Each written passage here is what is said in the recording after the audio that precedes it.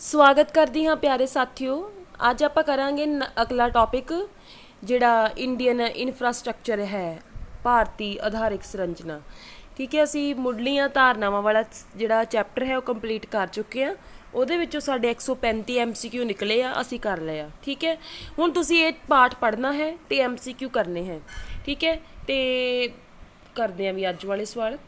ਕਿਸੇ ਅਰਥਵਿਵਸਥਾ ਦੇ ਪੂੰਜੀ ਸਟਾਕ ਦਾ ਉਹ ਹਿੱਸਾ ਜੋ ਵੱਖ-ਵੱਖ ਪ੍ਰਕਾਰ ਦੀਆਂ ਸੇਵਾਵਾਂ ਪ੍ਰਦਾਨ ਕਰਨ ਦੀ ਦ੍ਰਿਸ਼ਟੀ ਤੋਂ ਜ਼ਰੂਰੀ ਹੈ, ਉਸ ਨੂੰ ਕੀ ਕਿਹਾ ਜਾਂਦਾ ਹੈ? ਕੀ ਕਿਹਾ ਜਾਂਦਾ ਵੀ ਉਸ ਨੂੰ ਕਿਹਾ ਜਾਂਦਾ ਆਧਾਰਿਕ ਸੰਰਚਨਾ, ਇਨਫਰਾਸਟ੍ਰਕਚਰ। ਠੀਕ ਹੈ, ਇਸ ਨੂੰ ਅਸੀਂ ਇਨਫਰਾਸਟ੍ਰਕਚਰ ਕਹਿੰਦੇ ਆ। ਠੀਕ ਹੈ, ਪੂੰਜੀ ਸਟਾਕ ਦਾ ਉਹ ਹਿੱਸਾ जो ਵੱਖ-ਵੱਖ प्रकार ਦੀਆਂ सेवा प्रदान ਕਰਨ ਦੀ ਦ੍ਰਿਸ਼ਟੀ ਤੋਂ ਜ਼ਰੂਰੀ ਹੈ। ठीक है, ਇਨਫਰਾਸਟ੍ਰਕਚਰ ਦਾ ਬਹੁਤ ਵੱਡਾ ਰੋਲ ਹੈ ਦੇਸ਼ ਦੀ ਇਕਨੋਮਿਕ ਡਿਵੈਲਪਮੈਂਟ ਦੇ ਵਿੱਚ। ठीक है, ਉਦਯੋਗ ਲੱਗੇ ਨੇ। ਇਨਫਰਾਸਟ੍ਰਕਚਰ ਕੀ ਹੁੰਦਾ ਆ? ਜੋ ਸੜਕਾਂ ਬਣੀਆਂ ਨੇ, ਸੰਚਾਰ ਸਾਧਨ ਨੇ, ਸਾਰਾ ਕੁਝ ਜੋ ਵੀ ਦੂਸਰੀਆਂ ਮਤਲਬ ਜਿਵੇਂ ਹੁਣ ਰੇਲਵੇ ਹੋ ਗਈ, ਇਨਫਰਾਸਟ੍ਰਕਚਰ ਦੇ ਵਿੱਚ ਹੀ ਆ ਜਾਂਦਾ ਆ। ठीक है, ਇਹ ਦੇਖੋ ਕੋਈ ਫੈਕਟਰੀ ਲੱਗੀ, ਉਹਨੂੰ ਕੱਚੇ ਮਾਲ ਦੀ ਜ਼ਰੂਰਤ ਆ। ਕੱਚਾ ਮਾਲ लैके आना आ, सड़क टुटियां होण तां किवें कच्चा माल पहुंचेगा? बिजली ना होवे, बिजली भी की है इनफ्रास्ट्रक्चर दे विच ही आ जांदी आ। ये रोल प्ले करदियां ने प्रोडक्टिव एक्टिविटीज़ दे विच। ठीक है, अगला किस अनुसार विकास ਅਤੇ आर्थिक आधारिक संरचना का प्रतख ਅਤੇ अनुपातिक संबंध है? हाँ, जिन्नी वधिया आर्थिक संरचना होवेगी, जिन्ना वधिया किसी देश का किसी इकोनमी की इंफ्रास्ट्रक्चर लैवल अच्छा होवेगा, उन्नी ही डेवलपमेंट जिहड़ी आ होवेगी। ठीक है, ये किसने किया भी? हिर्शमैन ने, नरकसे ने, केन्स ने, विश्व बैंक ने, तिन्ने ना इकोनमिस्ट ने। ठीक है, ये है भी विश्व बैंक ने जिहड़ा है ये बयान उन्हां दा है कि जिहड़ा विकास ते आधारिक संरचना का प्रतख ते अनुपातिक संबंध है। कुछ अर्थशास्त्रियां जिवें नरकसे, हिर्शमैन हो गए ने आदि आधारिक संरचना नूं की कहंदे हन? की कहंदे आ भी? इनू कहंदे आ ओह, ऑप्शन पढ़ो, जनतक भलाई, सर्वजनक भलाई, देश का विकास, समाजिक ओपरी लागत, सार्वजनिक लागत।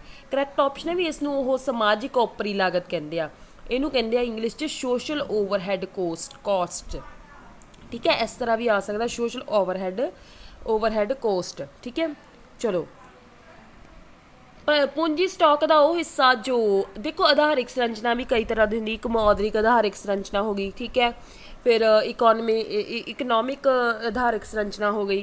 ठीक है, सोशल आधारिक संरचना हो गई। इस तरह हम आप देखो की कर रहे गल कर इस सवाल दे विच पूंजी स्टाक का वो हिस्सा जो उत्पादन प्रणाली नूं प्रतख सेवावां प्रदान करता है। उत्पादन प्रणाली जिवें हुण फैक्ट्रियां लगियां ने, ठीक है, चीज़ां बन रही ने। ठीक है, हुण इन्हां नूं भी कुछ चीज़ां, इन्हां नूं भी कुछ एक फैक्ट्री लगी आ, कल्ली फैक्ट्री नाल तां चीज़ां बन नहीं जाणियां। फैक्ट्री च बिजली भी चाहिए, कच्चा माल भी चाहिए, पानी भी चाहिए, सब कुछ चाहिए। ठीक है, तो ये जिहड़ा इंफ्रास्ट्रक्चर आ इहदे विच बहुत रोल प्ले करदा आ। हाँ, तो दसो भी इनू की कहने आ? पूंजी स्टाक का वो हिस्सा जिहड़ा कि उत्पादन प्रणाली नूं प्रतख सेवावां प्रदान करदा। ये है आर्थिक आधारिक संरचना। आधारिक संरचना नहीं, किहो जी आधारिक संरचना? इंफ्रास्ट्रक्चर तो है, लेकिन किहो जिहा? Economic infrastructure. ठीक है, मतलब बिजली भी चाहिए है, कच्चा माल भी चाहिए है, कच्चा माल लियाना आ, फिर सड़कां टुटियां फुटियां होण, आवाजाही के साधन भी चाहिए ने। ये सारा कुछ की है रोल प्ले करते हैं प्रोडक्शन दे विच। ठीक है, महत्वपूर्ण आधारिक संरचनावां विच की शामिल है? हाँ, जिहड़ियां साडा मेन इंफ्रास्ट्रक्चर दे किहड़े पक्ष ने? यातायात अते संचार, बिजली अते शक्ति, संचाई, बैंकिंग ते दूजियां वित्ती संस्थावां। उपरोक्त सारे करैक्ट ऑप्शन है भी उपरोक्त सारे ही जिहड़े ये फैक्टर ने ये इंपॉर्टेंट ने इकनॉमिक इंफ्रास्ट्रक्चर दे विच। इन्हां तो बिना किसी भी देश दे विच इकनॉमिक डेवलपमेंट नहीं हो सकती, कोई भी प्रोडक्शन हो ही नहीं सकती। फैक्ट्री लगी है, सड़कां टुटियां ने, बिजली है नहीं गी, आवाजाही के साधन है नहीं, पानी है नहीं, संचाई खेतीबाड़ी हो रही है, संचाई का साधन है नहीं, संचाई का प्रबंध है नहीं, करजा लैण लई बैंकां है नहीं, की प्रोडक्शन होवेगी?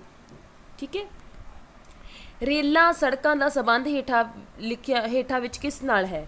किस नाल है भी? यह यातायात नाल है। यातायात नूं कहने असीं आवाजाही। ठीक है, आवाजाही यातायात दे नाल संबंध रखते हैं। पहली रेलवे लाइन कदों बनाई गई? कदों बनाई गई भी पहली रेलवे लाइन? ये बनाई गई 16 अप्रैल 1853 दे विच। याद रखना इसनूं चंगी तरह। ਅਗਲਾ ਸਵਾਲ ਦੇਖੋ, ਕਦੋਂ ਕਿੱਥੋਂ ਤੋਂ ਕਿੱਥੋਂ ਲੈ ਕੇ ਬਣਾਈ ਗਈ? ਬੰਬਈ ਤੋਂ ਥਾਨਾ ਤੱਕ। ਠੀਕ ਹੈ, ਹੇਠ ਲਿਖਿਆ ਵਿੱਚੋਂ ਕਿਹੜਾ ਕਥਨ ਠੀਕ ਹੈ? ਪੜ੍ਹੋ ਪਹਿਲਾਂ। ਪਹਿਲੀ ਭਾਰਤੀ ਰੇਲਵੇ ਲਾਈਨ ਬੰਬਈ ਤੋਂ ਥਾਨੇ ਤੱਕ ਬਣਾਈ ਗਈ। ਭਾਰਤੀ ਰੇਲਵੇ ਵਿਵਸਥਾ ਏਸ਼ੀਆ ਦੀ ਸਭ ਤੋਂ ਵੱਡੀ ਹੈ। ਭਾਰਤੀ ਰੇਲਵੇ ਵਿਵਸਥਾ ਸੰਸਾਰ ਦੀ ਚੌਥੇ ਨੰਬਰ ਤੇ ਮੰਨੀ ਜਾਂਦੀ ਹੈ। ਉਪਰੋਕਤ ਸਾਰੇ, ਇਹ ਉਪਰੋਕਤ ਸਾਰੇ ਹੀ ਗੱਲਾਂ ਜਿਹੜੀਆਂ ਨੇ ਬਿਲਕੁਲ ਠੀਕ ਨੇ। ਠੀਕ ਹੈ, ਯਾਦ ਕਰ ਲੈਣਾ, ਏਸ਼ੀਆ ਦੀ ਸਭ ਤੋਂ ਵੱਡੀ ਆ, ਏਸ਼ੀਆ ਮਹਾਦੀਪ ਦੀ, ਔਰ ਸੰਸਾਰ ਦੀ ਚੌਥੇ ਨੰਬਰ ਤੇ ਆ ਸਾਡੀ ਰੇਲਵੇ ਵਿਵਸਥਾ। ਔਰ ਪਹਿਲੀ ਰੇਲਵੇ ਲਾਈਨ ਆਪਾਂ ਉੱਪਰ ਗੱਲ ਕਰਕੇ ਤੇ ਬੰਬਈ ਤੋਂ ਥਾਨੇ ਤੱਕ ਬਣਾਈ ਗਈ ਸੀ। ਲੰਬੀ ਦੂਰੀ ਦੇ ਭਾਰੀ ਮਾਲ ਲਈ ਅਤੇ ਯਾਤਰੀਆਂ ਦੇ ਆਉਣ ਜਾਣ ਲਈ ਸਭ ਤੋਂ ਜ਼ਿਆਦਾ ਸਸਤਾ ਯਾਤਾਯਾਤ ਸਾਧਨ ਕਿਹੜਾ ਹੈ? ਕਿਹੜਾ ਹੈ ਵੀ? ਰੇਲਵੇ। ਠੀਕ ਹੈ, ਲੰਬੀ ਦੂਰੀ ਲੌਂਗ ਡਿਸਟੈਂਸ ਲਈ, ਭਾਰੀ ਸਮਾਨ ਲਈ, ਠੀਕ ਹੈ, ਫਿਰ ਯਾਤਰੀਆਂ ਦੇ ਆਉਣ ਜਾਣ ਦੇ ਲਈ ਸਭ ਤੋਂ ਸਸਤਾ ਸਾਧਨ ਰੇਲਵੇ ਹੀ ਆ ਇਹਨਾਂ ਸਾਰਿਆਂ ਦੇ ਵਿੱਚੋਂ। ਠੀਕ ਹੈ, ਅਗਲਾ ਸਵਾਲ ਦੇਖੋ, ਜਲ ਯਾਤਾਯਾਤ ਦੇ ਸੰਬੰਧ ਵਿੱਚ ਕੀ ਠੀਕ ਹੈ? ਕੀ ਠੀਕ ਹੈ ਵੀ? ਭਾਰਤੀ ਜਹਾਜ਼ਰਾਨੀ ਵਿੱਚ ਪਹਿਲਾ ਸਥਾਨ, ਏਸ਼ੀਆ ਵਿੱਚ ਦੂਜਾ ਸਥਾਨ, ਸੰਸਾਰ ਵਿੱਚ 16ਵਾਂ ਸਥਾਨ। ਉਪਰੋਕਤ ਸਾਰੇ, ਕਰੈਕਟ ਆਪਸ਼ਨ ਹੈ ਵੀ ਉਪਰੋਕਤ ਸਾਰੇ। ਭਾਰਤੀ ਜਹਾਜ਼ਰਾਨੀ ਦਾ ਪਹਿਲਾ ਸਥਾਨ ਹੈ। ਠੀਕ ਹੈ, ਭਾਰਤੀ ਜਹਾਜ਼ਰਾਨੀ ਵਿੱਚ ਜਲ ਯਾਤਾਯਾਤ ਦਾ ਪਹਿਲਾ ਸਥਾਨ ਹੈ, ਏਸ਼ੀਆ ਵਿੱਚ ਦੂਜਾ ਸਥਾਨ ਹੈ, ਸੰਸਾਰ ਵਿੱਚ 16ਵਾਂ ਸਥਾਨ ਹੈ। ਉਪਰੋਕਤ ਸਾਰੇ। ਠੀਕ ਹੈ, ਇਹ ਆਪਾਂ ਜਲ ਯਾਤਾਯਾਤ ਦੇ ਸੰਬੰਧ ਵਿੱਚ ਕਰ ਰਹੇ ਹਾਂ। ਯਾਤਾਯਾਤ ਦਾ ਸਭ ਤੋਂ ਤੇਜ਼ ਤੇ ਮਹਿੰਗਾ ਸਾਧਨ ਕਿਹੜਾ ਆ? ਸਭ ਤੋਂ ਤੇਜ਼ ਵੀ ਹੈ, ਸਭ ਤੋਂ ਜ਼ਿਆਦਾ ਤੇਜ਼ ਆ, ਔਰ ਮਹਿੰਗਾ ਵੀ ਹੈ। ਇਹ ਹੈ ਵੀ ਹਵਾਈ ਯਾਤਾਯਾਤ। ਹਵਾਈ ਯਾਤਾਯਾਤ ਸਭ ਤੋਂ ਮਹਿੰਗੇ ਆ ਔਰ ਸਭ ਤੋਂ ਜ਼ਿਆਦਾ ਜਿਹੜਾ ਤੇਜ਼ ਹੈ। ਭਾਰਤ ਦੇ ਸੰਚਾਰ ਸਾਧਨਾਂ ਵਿੱਚ ਕੀ ਸ਼ਾਮਲ ਹੈ? ਡਾਕ, ਰੇਡੀਓ, ਟੈਲੀਵਿਜ਼ਨ, ਰੇਲਵੇ। ਕੀ ਸ਼ਾਮਲ ਨਹੀਂ ਹੈ? ਸੌਰੀ, ਕੀ ਸ਼ਾਮਲ ਨਹੀਂ ਹੈ ਵੀ? ਇਹਨਾਂ ਵਿੱਚੋਂ ਰੇਲਵੇ ਨਹੀਂ ਸ਼ਾਮਲ। ਇਹ ਸੰਚਾਰ ਦਾ ਸਾਧਨ ਥੋੜੀ ਆ, ਇਹ ਤਾਂ ਯਾਤਾਯਾਤ ਦਾ ਸਾਧਨ ਹੈ। ਇਸ ਤੋਂ ਇਲਾਵਾ ਨੋਟ ਕਰੋ, ਸਿਨੇਮਾ, ਅਖਬਾਰ, ਰੇਲਵੇ, ਤਾਰ, ਟੈਲੀਫੋਨ, ਫੈਕਸ। ਠੀਕ ਹੈ, ਸਾਰਾ ਕੁਝ ਨੋਟ ਕਰ ਲੈਣਾ। ਇਨਫਰਾਸਟ੍ਰਕਚਰ ਦੇ ਵਿੱਚ ਅਸੀਂ ਇਹੀ ਪੜ੍ਹਦੇ ਹਾਂ, ਚੈਪਟਰ 'ਚ ਅਸੀਂ ਇਸੇ 'ਚ ਇਹੀ ਪੜ੍ਹਨਾ, ਸੜਕਾਂ ਕਿਵੇਂ ਨੇ, ਸੰਚਾਰ ਦੇ ਸਾਧਨ ਕਿਵੇਂ ਨੇ, ਬੈਂਕਿੰਗ ਪ੍ਰਣਾਲੀ ਕਿਵੇਂ ਦੀ ਹੈ, ਕੀ ਇਹਨਾਂ ਦਾ ਰੋਲ ਹੈ ਇਕਨੋਮਿਕ ਡਿਵੈਲਪਮੈਂਟ ਵਿੱਚ। ਠੀਕ ਹੈ, ਸਾਰਾ ਕੁਝ ਇਹੀ ਪੜ੍ਹਨਾ ਸੀ। ਭਾਰਤ ਵਿੱਚ ਹਵਾਈ ਯਾਤਾਯਾਤ ਲਈ ਕਿਹੜੀ ਕੰਪਨੀ ਹੈ? ਹਾਂ, ਕਿਹੜੀ ਕੰਪਨੀ ਹੈ ਵੀ ਭਾਰਤ ਵਿੱਚ ਹਵਾਈ ਯਾਤਾਯਾਤ ਲਈ? Indian Airlines Corporation, Air India International, Vayudoot. ਉਪਰੋਕਤ ਸਾਰੇ, ਕਰੈਕਟ ਆਪਸ਼ਨ ਹੈ ਵੀ ਉਪਰੋਕਤ ਸਾਰੇ। ਕੁਝ ਮੇਨ ਪੁਆਇੰਟਸ ਨੇ ਇਹਨਾਂ ਦੇ ਬੁੱਕ ਦੇ ਵਿੱਚ ਦਿੱਤੇ ਹੋਏ ਸੀ, ਨੋਟ ਕਰ ਲੈਣਾ।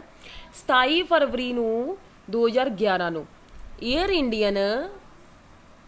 ਇੰਡੀਅਨ ਲਾਈਨਸ ਕਾਰਪੋਰੇਸ਼ਨ ਤੇ ਏਅਰ ਇੰਡੀਆ ਨੈਸ਼ਨਲ, ਇਹ ਦੋਨੋਂ ਇੱਕ ਹੋ ਗਏ ਸੀਗੇ। ਕਦੋਂ ਹੋਏ ਸੀ ਇੱਕ? ਇਹ 27 ਫਰਵਰੀ 2011 ਦੇ ਵਿੱਚ। ਉਸ ਤੋਂ ਬਾਅਦ 1 ਅਪ੍ਰੈਲ 1997। ਉਸ ਤੋਂ ਪਹਿਲਾਂ ਦੀ ਗੱਲ ਦੇਖੋ ਕੀ ਹੈ। 97 ਦੇ ਵਿੱਚ ਕੀ ਹੋਇਆ ਸੀ? ਵਾਯੂਦਾਤ ਦੀਆਂ ਉਡਾਣਾਂ ਦੀ ਪ੍ਰਕਿਰਿਆ ਇੰਡੀਅਨ ਏਅਰਲਾਈਨਸ ਨੂੰ ਸੌਂਪ ਦਿੱਤੀ ਗਈ ਸੀ। ਦੋ ਹੀ ਗੱਲਾਂ ਆ, ਦੇਖੋ, ਜਿਹੜੀ ਵਾਯੂਦੂਤ ਦੇ ਅੰਡਰ ਜਿਹੜੀਆਂ ਉਡਾਣਾਂ ਦੀ ਪ੍ਰਕਿਰਿਆ ਸੀ, ਇਹ ਸਾਰੀ ਚਲੇ ਗਈ ਇੰਡੀਅਨ ਏਅਰਲਾਈਨਸ ਕਾਰਪੋਰੇਸ਼ਨ ਤੋਂ 1997 ਵਿੱਚ 1 ਅਪ੍ਰੈਲ ਤੋਂ। ਫਿਰ ਉਸ ਤੋਂ ਬਾਅਦ ਕੀ ਵਾਪਰਿਆ? 27 ਫਰਵਰੀ 2011 ਨੂੰ ਕੀ ਹੋਇਆ ਕਿ ਜਿਹੜੇ ਦੋਨੋਂ ਕੰਪਨੀਜ਼ ਨੇ ਇਹ ਇੱਕੋ ਹੀ ਹੋ ਗਈਆਂ, ਇੰਡੀਅਨ ਏਅਰਲਾਈਨਸ ਕਾਰਪੋਰੇਸ਼ਨ ਔਰ ਏਅਰ ਇੰਡੀਆ ਇੰਟਰਨੈਸ਼ਨਲ। ਠੀਕ ਹੈ, ਚਲੋ। ਭਾਰਤ ਵਿੱਚ ਬਿਜਲੀ ਦੇ ਮੁੱਖ ਕਿੰਨੇ ਸਾਧਨ ਹਨ?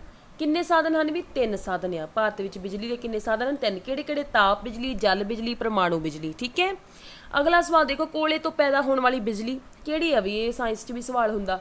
ਇਹ ਹੈ ਵੀ ਤਾਪ ਬਿਜਲੀ। ਕੋਲੇ ਤੋਂ ਪੈਦਾ ਹੋਣ ਵਾਲੀ ਤਾਪ ਬਿਜਲੀ, ਪਾਣੀ ਤੋਂ ਪੈਦਾ ਹੋਣ ਵਾਲੀ ਜਲ ਬਿਜਲੀ। ਠੀਕ ਹੈ, ਚਲੋ।